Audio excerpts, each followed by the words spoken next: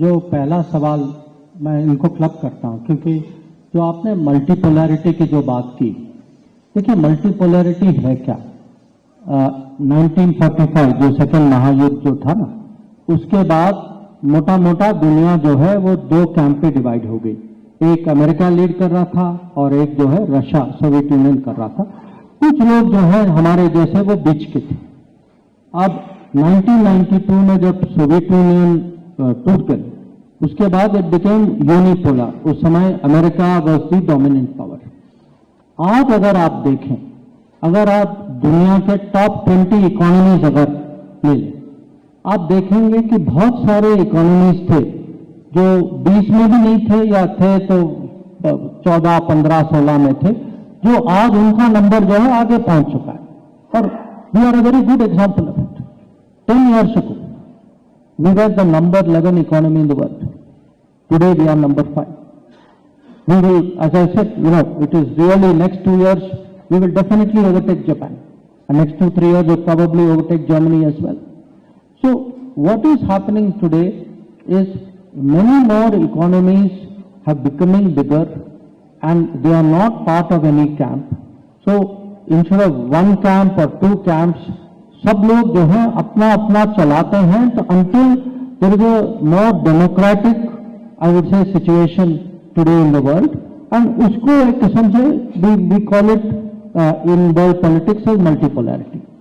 The importance of it is, आपको कुछ भी करना है दुनिया में, any important decision you have to make, you know how to take more people, you have to consult more people for that decision actually to happen. And that is where a country like India can play a very big role, because I will come to that last question about global. The second one about 2047. We will not be a $5 trillion economy. By 2047 will be $30 trillion economy. So will there be social problems?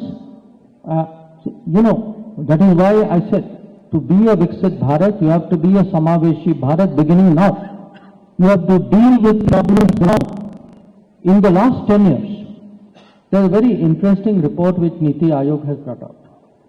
In last 10 years, 25 crore people have come out of poverty. 25 crore. It's the largest rise out of poverty in our entire history, probably in the history of the world. So there are problems. We recognize there are problems. We cannot, that is why we feel, जो हम अंत्योदय की बात करते हैं, that nobody should be left behind. So, जब हम health access, Ayushman क्यों करते हैं, अन्न योजना क्यों करते हैं, आवास योजना क्यों करते हैं, ग्राम सड़क क्यों करते हैं? Because you cannot have cities developing, villages left behind. Within cities, one part developing, another part left behind. It has to be, it will not be identical. I mean, there will always be people who have more and people who have less. But unless there is a very full national growth, where every district, every village, every section has some progress to show, good progress to show, that is the way by which actually growth is sustainable. And I don't think we have to wait for 2047. I think our target is 2030, जो UN में कहते हैं SDG, sustainable development goals agenda. ये हमारा commitment है कि by 2030 we will show that all 17 parameters of this sustainable development growth, we will actually want to become the showcase to the world of what is possible. And I will tell you, many countries in the world today are actually looking at us. So the third question कि आपका global impact क्या होगा. देखिए, जब G20 भी हो रहा था, I give you a very interesting example. हम लोग जो है 1 साल पहले, हमारी अध्यक्षता नहीं थी, इंडोनेशिया की थी उस टाइम. तो पर वहां परंपरा है, जो आने वाला चेयरमैन जो है वो जो प्रेसिडेंट के बगल में बैठता है. तो जब खत्म हुआ G20 इंडोनेशिया में, उस समय अफ्रीकन यूनियन के प्रेसिडेंट आए और वो शिकायत के साथ आए. उन्होंने कहा, और वो मोदी जी के पास आए और उन्होंने कहा कि देखिए, हम लोग जो है हर साल G20 में आते हैं, हर साल हमको बताया जाता कि भाई इस साल आपका नंबर आ जाएगा, और हर साल जाते जाते जो जा रहा है वो कहता है भाई अगला आदमी कर देगा। तो ये हम सुनते आए, ये कभी होगा या नहीं होगा। एंड मुझे अभी भी याद है PM actually use this word, he said मैं गारंटी देता हूं, I will get it done in my time. And तो ये मैं आप लोगों को कहना चाहता हूं, ये मोदी की गारंटी है ना, मोदी की गारंटी खाली देश में नहीं चलती, it is an international currency.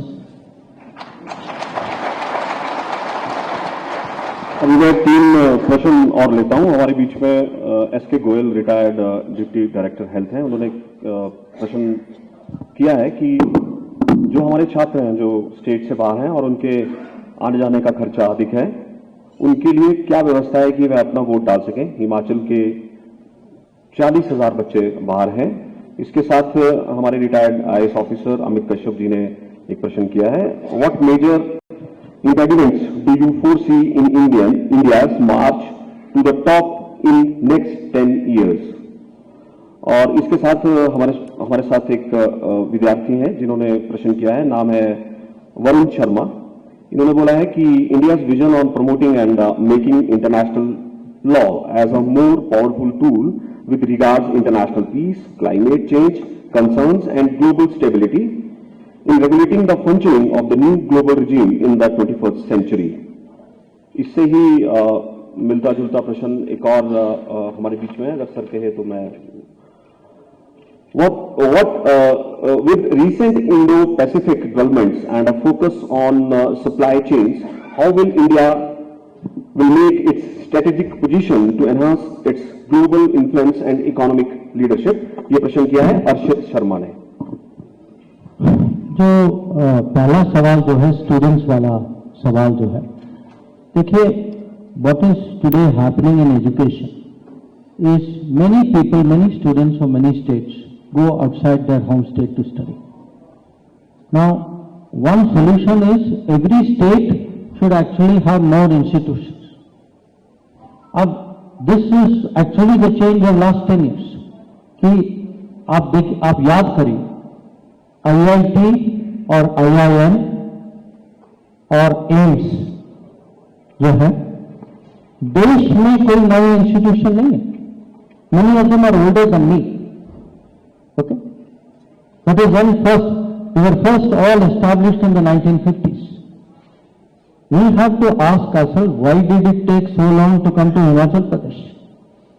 Why did we not grow it in larger numbers?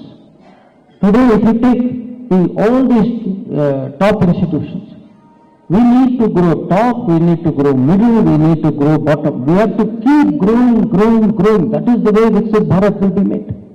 It is only then, yes, students will still go out because students will be competitive. वो अगर एग्जाम लेंगे, medical college takes you summer, engineering college takes you summer, law school takes you summer, वो जरूर जाए। But what we have to also, one of the issues we have to look at in the coming years, including this kind of support which has been raised in the question. If we have to build up a more stronger educational talent in the country, we have to give more support to actually educational activities. That is it. That is one of the issues I think today we should be debating. And what are the impediments? See, I don't believe today the impediments are in us. The talent is also in us, the impediment is also in us. If we put our mind to it, like I said, I do not believe things, ऐसा कोई चीज नहीं है which is impossible to do. If we put our mind to it, look at our record. We are today producing things in this country. मैं आप सबको आगे ना take you back to COVID. जब महामारी पहले आई ना, हम 4-5 मंत्री थे, प्रधानमंत्री ने हमको बुलाया, कहा कि you are a group, you please आपका बाकी चीज आप छोड़ जाइए, दिस इज योर फोकस। हम दिन रात यही करते थे। And I will tell you very frankly, जब हमने स्टॉक टेकिंग किया ना, ये मैं फरवरी मार्च के महीने की बात कर रहा हूं, situation in the country was really scary. हमें पता था कि ये कोविड आएगा and it will come in a very big way. पर उस समय अगर आप 2020 फरवरी, मार्च, अप्रैल की बात कर रहे हैं। आप साहब पीपीई और वेंटिलेटर छोड़िए, देश में we were buying at high price, we were buying mask from abroad. But same country, when it is motivated, you see the difference it makes. I have actually sat in meetings, अभी भी मुझे याद है पहला G20 meeting जो हुआ Covid पे, ये जनवरी 2020 की बात है, कि हमारी ब्रीफिंग हुई WHO और वर्ल्ड बैंक ने किया, और ब्रीफिंग का मैसेज था कि ये महामारी दुनिया में फैलेगी, और अगर एक देश है जो जहां सचमुच हालात चिंताजनक है वो भारत है। If there is somebody who will go down, it will be India. This was the conclusion. And I was actually sitting, right behind Prime Minister, and I could see the impact it had on him. I could see immediately his body reacted to that message. And when you saw that पूरे system को उन्होंने कैसे motivate किया, and you saw, the same India, leaders from Europe and America were ringing us up and saying, "Bhai, please send me medicines, please send us ventilators, please send us this, please send us that." So it is in us. If we can today, after, as I said, border state, look at the tunnels we are building today. Look at the roads. Some of the highest roads in the world are today being built in India. अगर आज हो सकता है, तो 10 साल पहले क्यों नहीं हो सकता था? लीडरशिप नहीं थी, कमिटमेंट नहीं था, मोटिवेशन नहीं था। So at the end of the day, let me tell you, 140 crore people with the right leadership, if they apply themselves, I do not believe there is any impediment which will actually stop us in the way to Viksit Bharat. कि international law का विषय जो है, we are a very law abiding country. हम जो है अंतर्राष्ट्रीय स्तर पर कानून का पालन भी करते हैं, and we are in many ways advocates of international law, but it is not enough to advocate international law. I will tell you very interesting thing which is happening right now. आप जानते हैं कि सालों से बड़ी कंपनियां जो हैं, कॉन्ट्रैक्ट में अगर कोई विवाद का विषय हो, कॉन्ट्रैक्ट में यह लिखा जाता है कि आपके मेरे बीच में कुछ डिस्प्यूट हो, आप लंदन जाएंगे टू रिजॉल्व द डिस्प्यूट। आप सोचिए, Indian company and Emirati company, Indian company, Sri Lankan company have a dispute, कहां रिजॉल्व करोगे? लंदन जाओगे। 20 साल पहले, 25 साल पहले एक नया प्लेयर आया, सिंगापुर। सिंगापुर ने सबको कहा कि भाई लंदन क्यों जा रहे हो, आप मेरे यहां जाओ, I will do it faster, I will do it better. So half this business shifted from London to Singapore. Today anybody who is doing business, अगर आपका आर्बिट्रेशन है, या तो आप अपना नेशनल, दो इंडियन कंपनीज हैं तो आप अपना करेंगे, इंटरनेशनल है तो ज्यादातर आज आप सिंगापुर जाएंगे। अब कुछ साल पहले प्रधानमंत्री ने हम लोगों से पूछा कि ये बताइए, we have so many lawyers, we have so many courts, we have so many businesses, if all Indian businesses are going to Singapore, why can't we make businesses come to India instead? So today we have started arbitration chamber, arbitration bar in India. ये बहुत बड़ा business है, but it takes somebody जिसको दुनिया की भी समझ है, जिसमें वो कॉन्फिडेंस है कि अगर दुनिया में ये चलता है, मैं भारत में भी चला सकता, I can compete with the world. I can tell you 10 years from now, you will see more and more arbitration take place in India. So the possibilities are there. And last question, the supply chain, same thing. Very simple example I give you, Apple phone. Till 5 years ago, जिनके पास भी Apple है, your Apple was made in China. Today, I would say at least 50% of your Apple is made in India.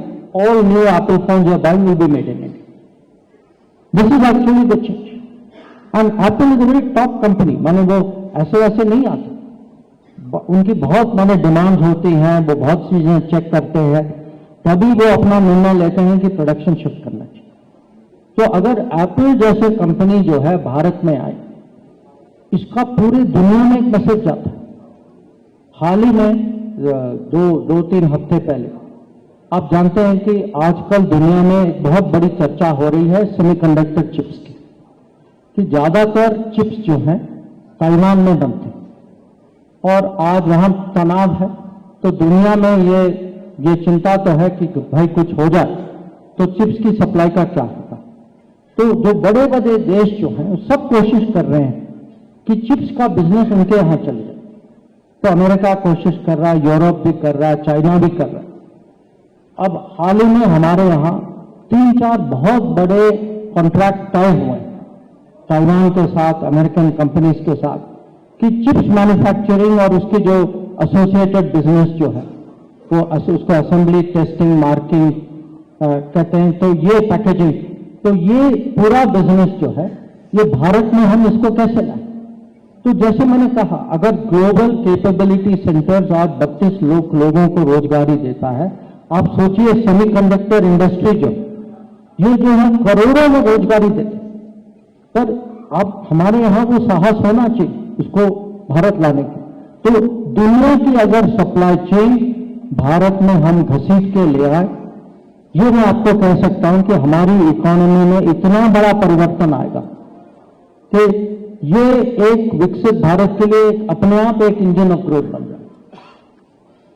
Thank you sir. कुछ प्रश्न मेरे पास हिमाचल प्रदेश विश्वविद्यालय से भी आए हैं।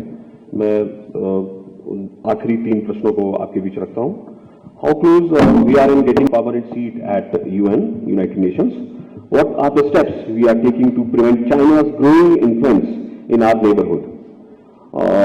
ये प्रश्न किया है MA masters of arts in defence and strategic studies Keshav ji ने।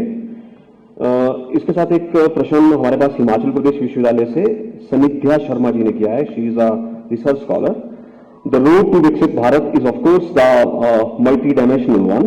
What is the significant difference and the role of foreign policy of India in making of Viksit Bharat? और एक प्रश्न हमारे बीच में professor of associate professor of political science Sanjeev Baragta ji बैठे हैं। आपने एक मुझे मैसेज किया था, अगर आप प्रश्न लेंगे तो आप ले सकते हैं, आप मुझे दे सकते हैं।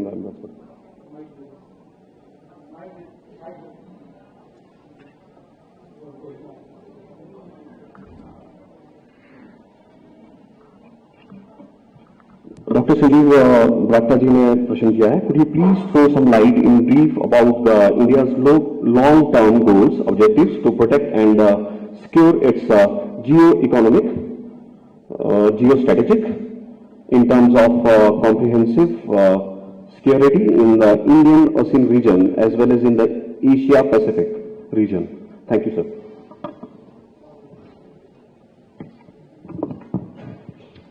देखिए, जो यूएन सिक्योरिटी काउंसिल का सवाल जो है, हमारी कोशिश तो है कि जितनी जल्दी हमें स्थायी सदस्यता मिल जाए, हम तो वो जरूर चाहेंगे, पर ये लक्ष्य जो है इतनी आसानी से प्राप्त नहीं होगा क्योंकि आज भी जो परमानेंट मेंबर्स जो हैं उनकी बहुत चलती है, यूएन में भी चलती है, यूएन के बाहर भी चलती है। वो किसी भी, आज गाजा की बात हो, यूक्रेन की बात हो, वो जो है अपने बीच में जो आपस की डीलिंग जो करते हैं, दुनिया को जो प्रभावित जो करते हैं, इसीलिए वो नहीं चाहेंगे कि इसमें 5 जो है 6 या 7 या 8 बन जाए। तो जो अभी जो हम कहते हैं जो टेबल पर बैठे, वो तो चाहेंगे कि कुर्सियां उतनी रहें जितनी अभी। तो हमें जो आना है, हमें पूरे मैं कहूंगा कि समाज को जागरूक करके, दबाव डाल के उनको मनवाना है, वो तभी जब वो मानेंगे तभी हमें वो लक्ष्य प्राप्त होगा। अब बीच में ऐसे भी मौके थे करीब 50 साल पहले कि हमें कुछ चांस था, उस समय हम लोगों ने नहीं लिया। उस समय की सरकार थी, उनको लगा कि ये हमारे लिए उस समय ऐसी प्रायोरिटी नहीं थी। पर आज जो है, आज मुझे लगता है कि दिशा आज का माहौल जो है हमारे लिए अनुकूल है। दुनिया में बहुत सारे देश मानते हैं, खासकर अगर आप विकसित देश से पूछें, विकसित देश के लिए भारत एक बहुत भरोसेमंद पार्टनर है। उनको लगता है भाई ये डेमोक्रेसी है, इनके यहाँ मार्केट चलती है, इनके लोग जो है परिश्रमी लोग हैं, अच्छे लोग हैं, अगर हमारे यहाँ आते भी हैं वो अनुशासन पर्वत लोग हैं तो कोई ट्रबल वबल क्रिएट नहीं करते। हमारी वो छवि है विकसित दुनिया में। विकासशील दुनिया में अगर आप देखें, उनको लगता है कि अरे भारत हमारी आवाज है। जब सब लोग दबे हुए हैं, कोविड में कोई किसी को बोलने की हिम्मत नहीं थी, हमको वैक्सीन नहीं मिल रहा था, यही लोग जो हैं हमारे लिए बोले, हमारे लिए इन्होंने कुछ की। तो आज अगर वो करीब 200 देशों के बीच में अगर हम सचमुच वोटिंग कराएं ना, मैं आपको लिख के दे सकता हूं, हमारे लिए हमें बहुत आसानी से जितनी बहुमत चाहिए वो हमें मिल जाए।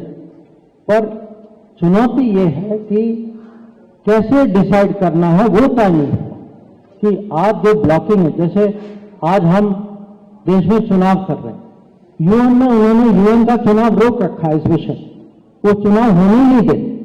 अगर चुनाव नहीं होगा तो ये डिसाइड कैसे है? तो उनकी कोशिश है कि पहले से इसको ब्लॉक करके रखें।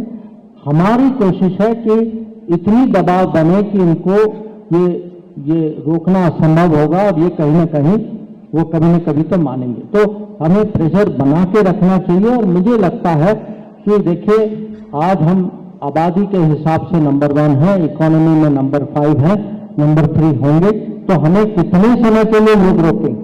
तो ये मुझे लगता है कि कहीं ना कहीं हमें अकोमोडेट करना ही होगा। जो चाइना और जो हमारे पड़ोस नेबर्स माने हमारे नेबर्स हैं, neighbour China neighbours means are neighbours ना। हाँ, देखिए हमारे जो पड़ोसी जो हैं, हमारे बहुत सारे ऐसे पड़ोसी हैं जो चाइना के भी पड़ोसी।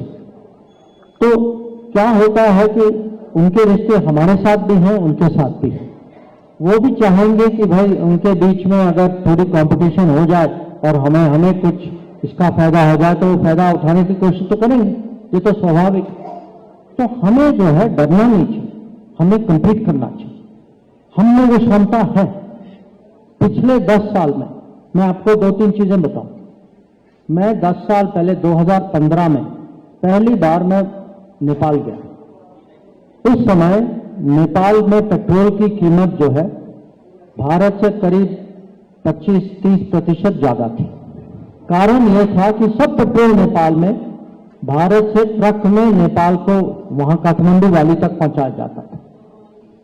आज जो है एक पाइपलाइन बनाया है हमारे रिफाइनरी से नेपाल के लिए। उनको भारत से, और हम क्योंकि हम बड़ी मात्रा में क्रूड ऑयल इंपोर्ट करते हैं, तो जैसे हमें पेट्रोल मिलता है उनके यहां भी पेट्रोल मिलता है। 10 साल पहले नेपाल में बिजली की शॉर्टेज, ब्लैकआउट होता था। उसके बाद ग्रिड बना। जब वो ग्रिड बना, भारत से बिजली आने लग गया। कुछ साल बाद उनको लगा कि भाई उसी ग्रिड से वो जब उनके यहां बिजली की एक्सेस होती है वो एक्सपोर्ट भी कर सकते हैं भारत। अब यही हालात बांग्लादेश में भी। जो बांग्लादेश में जो विभाजन के पहले जो रोड और रेल जो थे, जो 65 में सब बने तोड़े गए थे या रुकावट लगाया गया था, प्रतिबंध था, आज सब वापस आ गए। आज उनके बंदरगाह में हमारा माल जाता है एक्सपोर्ट करने के लिए, इंपोर्ट के लिए। तो आज जो हमारे पड़ोसी जो पड़ोसियों ने देखा है, महामारी के समय में सब पड़ोसी जानते हैं कि वैक्सीन कहां से आए। यूक्रेन के युद्ध के समय में सब जानते हैं पेट्रोल कहां से आए। अनाज, उस समय अनाज की शॉर्टेज थी, अनाज कहां से? श्रीलंका का खुद अपना अनुभव। श्रीलंका को हमने $4.5 बिलियन दिया था बचाने के लिए। पूरे IMF ने कुल मिलाकर 3 बिलियन से कम दिया। तो हमारे पड़ोसी बिल्कुल जानते हैं कि किसके साथ कैसे रिश्ते रखने चाहिए। तो मुझे पता है कि चीन जरूर कोशिश करेगा, ये स्वाभाविक है। अंतर्राष्ट्रीय रिश्तों में स्पर्धा होती है, हमें उस स्पर्धा में भाग लेने की विश्वास, आत्मविश्वास होनी चाहिए। और मैं नहीं मानता कि भारत कहीं दूसरों से कहीं कम रहेगा। खासकर अपने पड़ोस में हमें जरूर उतना तो अपने ऊपर भरोसा रखना चाहिए। और जो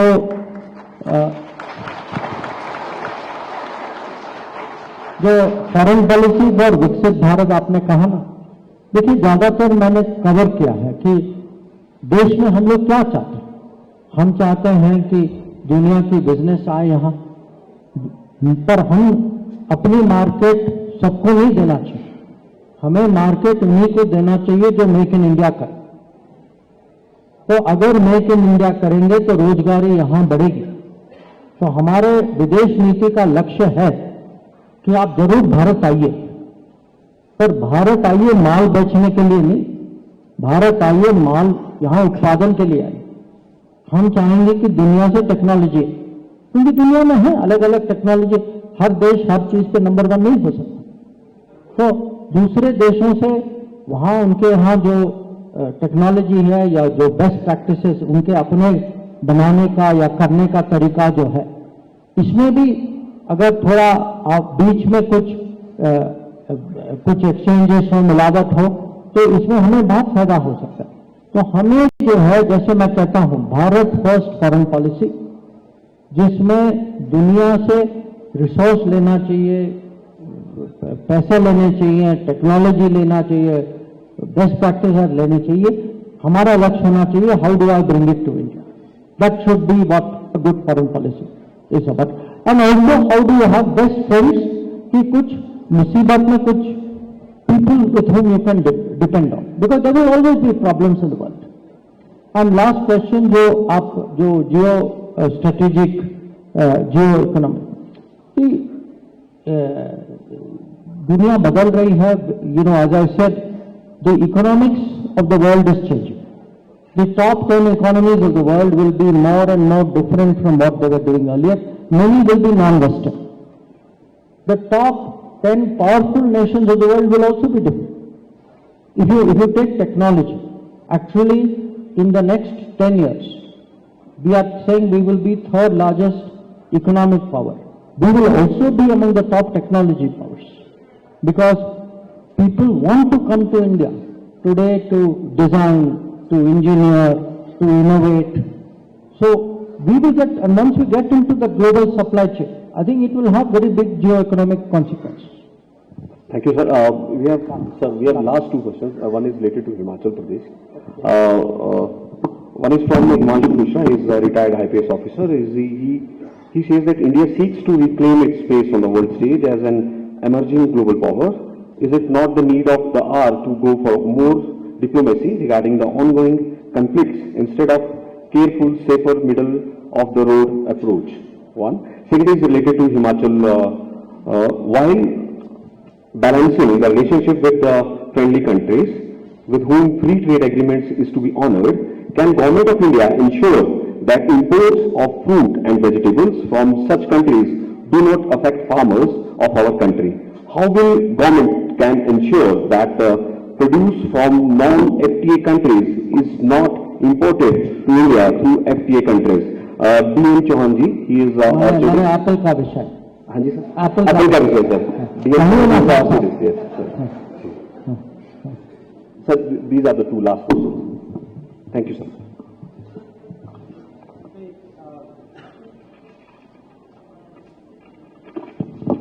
The first question, it is not that we are staying middle of the road और कि हम दूसरों के विषयों में फंसना नहीं चाहते. That is not the intention. I give you two examples. आजकल दो युद्ध जारी हैं, मैं दोनों का जिक्र करता हूं. जब ये रशिया यूक्रेन का शुरू हुआ ना, we said very clearly at that time कि देखिए, you will not get a solution on the battlefield. युद्ध के मैदान से कोई आपका समाधान नहीं निकलेगा. उस समय जो है लोगों को लगता था कि भाई India doesn't want to get involved, they are saying this. Today, same countries who had a different view today recognize. Now, in these 2 years, what has happened? I will give you 4-5 examples of how we got involved. There was, Ukraine was one of the biggest producers of food grains, wheat. जैसे ही युद्ध शुरू हुआ, wheat की export बंद हो गई. Global wheat prices went up. India में भी बढ़ गया. So all of us tried to bring the wheat price down. Now, there was a big effort of many countries involved to find a way of bringing the supplies out. Turkey was the main country involved. But at some stage, Turkey came to us and said, look, हमारा 90% deal हो गया, but एक दो चीजों पे Russia अड़ गया. Can you please go and talk to Russia and get them to understand? Which we did. And the Black Sea grain corridor started working. Same issue we had, not so successful on fertilizers, because fertilizers के price भी बढ़ गए थे. Same problem was happening. Much more dangerous. एक समय मैं सितंबर अक्टूबर 2020 की बात कर रहा हूँ. He was firing वहाँ यूक्रेन में न्यूक्लियर पावर प्लांट है, which Russia had taken control. He was firing on the nuclear plant, which is very dangerous. So the Ukrainian Prime Minister actually approached us and he said, please talk to the Russians, to the Russian military, to say, कि भाई, this is too dangerous, let us find a way of not firing in a certain zone. And we did. We spoke to the military, उन्होंने कुछ जवाब दिया, we went back, उन्होंने जवाब दिया, we took it. So at different points of time हमने कुछ कोशिश की. But we cannot bring peace to two countries who do not want peace right now. See, ultimately they have to be ready to stop the war. I cannot force them to stop the war. But we tell people, at any stage, if we can be of any use, if we can bring you together, we can carry message, we can make you understand, we will do that. Same thing with Israel and अभी जो fighting जो हो रहा है, जैसे मैंने कहा, the day Iran fired on Israel and then after 2 days Israel fired back. That day we took messages to both saying, look, please, we are speaking for entire neighborhood. इसको आप तनाव को कम करिए. Nobody will back you on this. So there is pressure when people come and say, look, I am your friend, don't do this. Don't do this because none of us will support you on this. So it has a pressure on them. So it is not that, we are all the time, look, हमें अपना तो सोचना है, इसमें कोई, there is nothing wrong with that. But we have always balanced our duty to the world with our duty to the Indian people. And I don't think ये choice है. ये नहीं कि ये करो तो वो नहीं करो. I think both are very possible. And this is very much the Modi Sarkar's foreign policy of Vishwa Bandhu. जो agriculture issues जो है. See, what had happened, आप सब लोग परिचित हैं. Some years ago, it is not during Modi Sarkar's time, well before that, there was a commitment which was given in terms of the maximum tariff rate in respect of apples. Now, that have put certain limitations on the government. But right now, my understanding, you all know much better, I think there is a big change which is happening in the apple growing scenario in Himachal. This change will show itself in much greater production, much more competitive production, much higher quality in the next few years. Definitely, whatever support, the central government has to give for that, we would give, because for us, Himachal apples are a matter of pride. It is something domestic consumer also likes, it is something which everybody values. But I also heard that there is routing through other countries so that duty is less. So this is something which I had actually discussed with Piyush Goyal, who is a commerce minister, and what we have said, because this has happened in some other issues also, some other agricultural products. Some nation is sending to us. हमें पता है इनका yearly production इतना है, their export is more than they are sending to us. So we know there is routing going on. If we have to come down very hard on those countries, we will do that. And if we have to in those countries look at whether we have to increase, because those are countries where that bond rate doesn't apply, it is much lower than that. I think we have to take a look at it. Look, I want to say one thing very clearly. Modi government has one basic commitment. The commitment is to the Indian people, it is to the Indian economy, it is to Indian employment, it is to Indian business. If we have, whatever we have to do to promote the Indian economy, if we have to have some problems with the world, you saw during the oil. If we had, अगर हम झुक जाते उस समय, आप ही लोग सोचिए, how much more you would have been paying for petrol. And if you have paid more for petrol, देश में कितना इन्फ्लेशन होता. आज हमारी छवि है कि हमारा ग्रोथ रेट हाई है, हमारी इन्फ्लेशन लो है. अगर हम उस समय दब जाते, हमारा इन्फ्लेशन हाई होता, हमारी ग्रोथ रेट लो होती. तो we are very clear, if it is matter of national interest, we have to stand. We are standing at the border, standing at the UN, standing at WTO. We are a government who is totally prepared to stand for national. Thank you, sir. Thank you.